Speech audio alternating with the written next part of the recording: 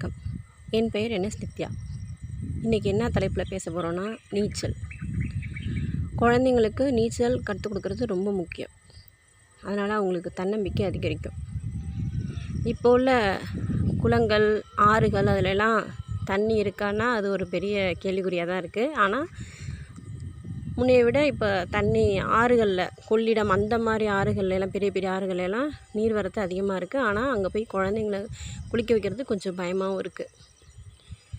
இந்த மாதிரி அருகில் உள்ள குளம், ஆறில் நாங்கள் சின்ன பிள்ளையா இருக்கும்போது நிறைய நீர்லாம் இருக்கும். நாங்கள் போய் குளிப்போம், நீச்சல்லாம் கற்றுக்கிட்டோம். ஃபஸ்ட்டு நீச்சல் தெரியாது.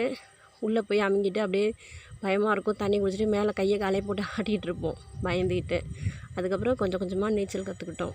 அப்புறம் எதிர் நீச்சல், உள் நீச்சல், நிறைய தண்ணி வரும்போது ஆற்றுல இங்கேருந்து அங்கே போகிறது அந்த மாதிரிலாம் செஞ்சிட்ருந்தோம்.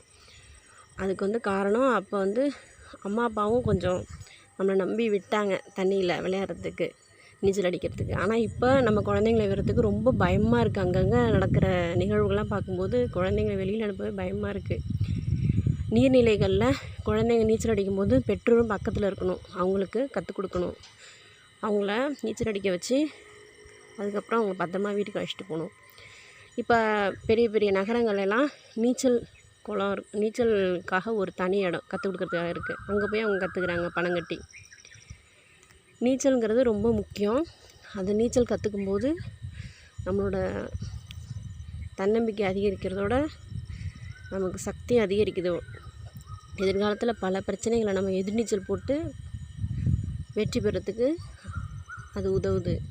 எனவே நாம் குழந்தைகளுக்கு நீச்சல் பற்றிய புரிதலை ஏற்படுத்தி அவங்களுக்கு பாதுகாப்பாக இருந்து நீச்சலை கற்றுத்தர வேண்டும். நன்றி, வணக்கம்.